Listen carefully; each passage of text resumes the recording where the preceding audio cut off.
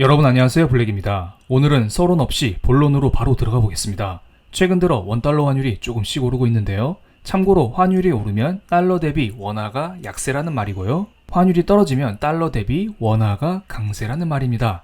2022년 미국의 금리 인상과 함께 달러 강세 현상이 나타나면서 환율이 이렇게 쭉 오르다가 2022년 10월부터 인플레이션의 피크가 확인되면서 이와 동시에 미국의 금리 인상 중단에 대한 기대감이 생겼었죠. 그래서 원달러 환율이 1200원대까지 급속도로 떨어졌었던 기억이 있습니다. 그런데 이것도 잠시뿐이었습니다. 최근에 환율이 다시 올라오면서 원달러 환율은 1340원 부근에서 맴돌고 있는 중입니다. 그렇다면 도대체 환율이 오르는 이유는 무엇일까요? 다시 말하면 원화가 약세인 이유는 무엇일까요? 환율 상승 그리고 원화 약세의 요인은 매우 많습니다. 그래서 환율 변동의 원인은 딱 이거다, 이렇게 단정지어 말씀드리기에는 어려운 부분이죠. 환율 예측은 신도 못한다고 하잖아요. 하지만 저는 이번 영상에서 환율 상승에 대한 여러가지 요소들을 설명드리고 이 중 무엇 때문에 지금의 원화 약세, 환율 상승이 나타나는지를 여러분께 설명드리겠습니다. 그리고 앞으로 어떤 식으로 흘러갈지 이것들도 한꺼번에 여러분께 설명을 드리겠습니다. 물론 저만의 생각이 아니라 과거 경험에 기반하여 여러분께 설명을 드릴 테니까 참고로만 봐주시면 감사하겠습니다. 환율 상승의 요인으로는 달러 강세, 위안화 약세, 그리고 한국 경기의 부진이 있습니다. 달러가 강세를 보이면 상대적으로 원화가 약세일 수 있고요. 위안화는 원화와 같은 방향으로 움직이기 때문에 위안화가 약하면 원화도 덩달아 약세를 보이는 경향이 있습니다. 마지막으로 원화는 한국의 화폐이기 때문에 한국 경제가 안 좋으면 원화도 약세를 보이곤 합니다. 이 중에서 한국 경기 부진 문제는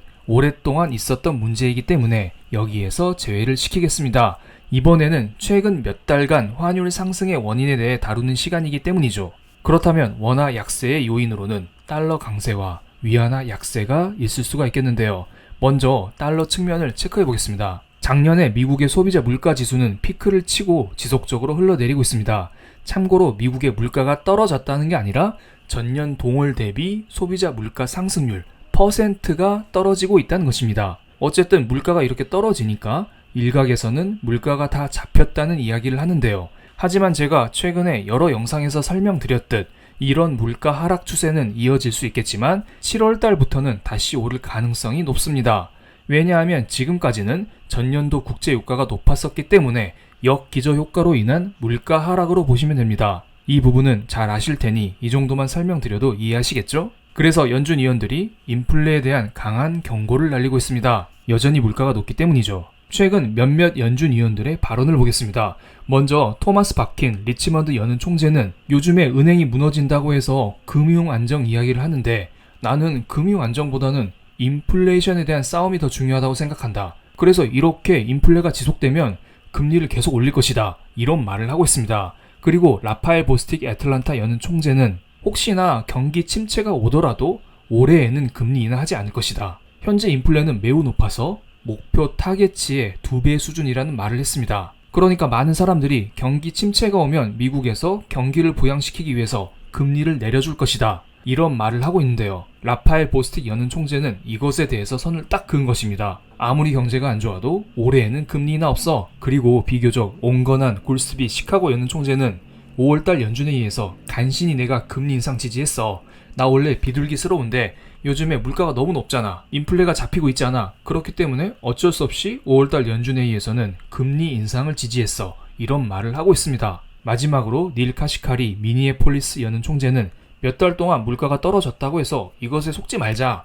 여전히 노동시장은 뜨거워. 금리를 내릴 이유가 전혀 없어. 이런 말을 우리에게 하고 있습니다. 그리고 이렇게 일반적으로 연준 위원들이 강력한 매파적인 발언을 하게 되면 달러와 국채금리가 모두 올라가는 경향이 있습니다. 그래서 먼저 미국의 국채금리 차트를 간단히 보겠습니다. 위쪽에 봉으로 표시된 게 2년물 국채금리, 아래쪽에 선으로 표시된 게 10년물 국채금리 차트입니다. 작년 내내 연준에서 금리를 가열차게 올리면서 국채금리가 1년 동안 급등했었죠. 그리고 이로 인하여 세계적으로 문제가 많이 터졌습니다. 그런데 최근 국채금리 흐름을 보면 소폭 상승 혹은 횡보하는 것을 알 수 있습니다. 미국에서 여러 은행들이 파산하면서 경제가 송두리째 흔들리고 있는데요. 만약에 이런 움직임이 지속되면 안전자산 선호 현상이 강해지면서 국채금리가 쭉쭉 내려가야 하는 게 맞습니다. 하지만 연준위원들이 고금리를 유지할 수 있다는 기대감이 강하게 작용하면서 국채금리는 제자리에서 버티는 중입니다. 위로 올라가는 요소와 아래로 떨어지는 요소가 균형을 이루면서 적당하게 횡보하고 있다고 보시면 됩니다. 제가 볼 때는 아직 연준위원들의 매파적인 발언이 시장에 강력하게 반영되지는 않았다고 봅니다. 만약에 매파적인 발언이 반영이 되었다면 국채금리가 더 올라갔을지도 모르겠습니다. 그런데 기준금리 자체를 더 올리기에는 어려운 게 현실이고요. 지금은 고금리를 장기간 유지할 수 있다는 불안감이 자리 잡고 있는 것 같습니다. 이번에는 달러의 가치를 나타내는 달러 인덱스 차트를 보겠습니다. 달러가 최근 들어 소폭 상승 중입니다. 여기에는 여러 가지 이슈가 있겠죠. 매파적인 연준위원들의 발언도 작용할 수 있겠고요. 부채한도 협상 지연 문제도 있습니다. 이렇게 복합적인 악재가 작용하면서 안전자산인 달러의 선호도가 높아지면서 강달러가 나타나는 것으로 보입니다. 하지만 아직까지는 달러 강세 움직임이 그리 세진 않습니다. 이번에는 다른 측면을 보겠습니다. 원달러 환율 상승 요인으로 위안화 약세를 들 수 있습니다. 최근 5년간 위안화 환율과 원달러 환율을 비교한 건데요. 100% 똑같진 않지만 거의 형제처럼 같이 움직이는 것을 알 수 있죠. 한국 경제는 중국에 예속되어 있는 편이기 때문에 같이 움직이는 경향이 있고요. 외국인들 사이에서 원화는 위안화의 대체 통화라는 인식이 있기 때문에 위안화가 약세를 보이면 원화 역시 약세를 보입니다. 위안화 환율 흐름을 보겠습니다. 최근 들어 위안화 약세 흐름이 강력하게 나오면서 달러 대비 위안화 환율이 잠시 7을 넘었습니다. 위안화 환율은 작년 11월 말 12월 초 그때 7 이하로 내려갔다가 그러니까 그때 위안화 강세를 보였다가 거의 5에서 6개월 만에 다시 한번 위안화 약세가 나오면서 7을 넘어선 것입니다. 보통 위안화 환율이 7을 넘어가면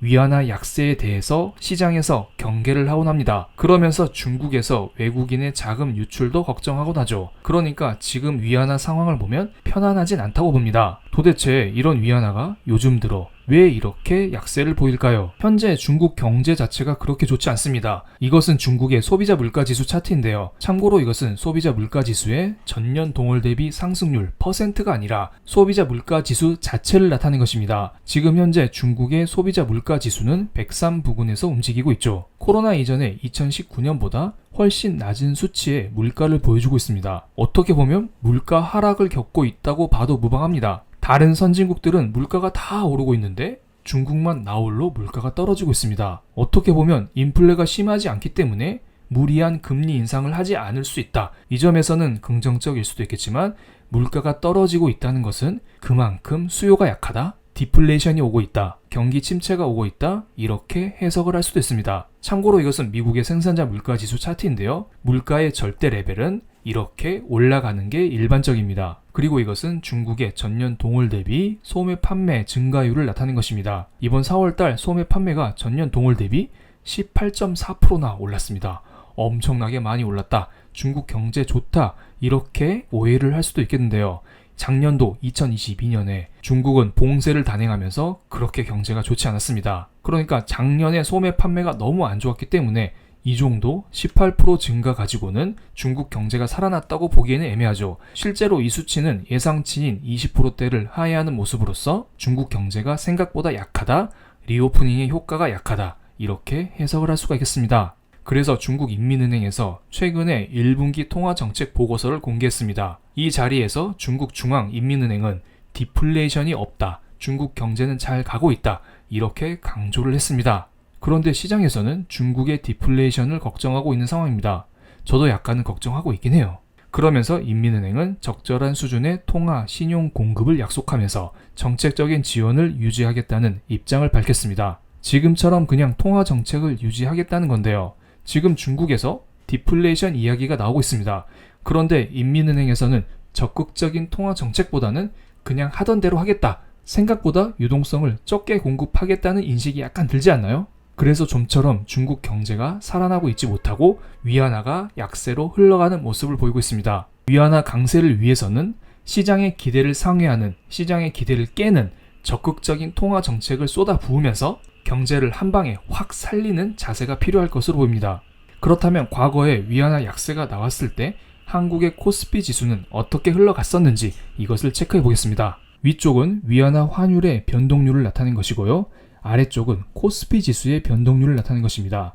참고로 작년 2022년 9월 16일이 위안화 환율이 7이 넘어선 이 순간입니다. 그러니까 위안화 약세가 나온 순간에 코스피 지수가 어떻게 흘러갔는지 이것을 체크해 보겠습니다. 위안화 환율이 7을 돌파한 순간부터 코스피 지수가 이렇게 떨어지기 시작했습니다. 하지만 이내 곧 반등했다 떨어졌다 반등했다 떨어졌다 이런 식으로 횡보하는 모습을 보이고 있죠. 그리고 참고로 위안화 환율이 7 이하에서 이렇게 안정적으로 움직이자 코스피 지수도 살짝 올라가는 모습을 보이고 있습니다. 하지만 최근에 다시 한번 위안화 환율이 이렇게 올라가고 있죠.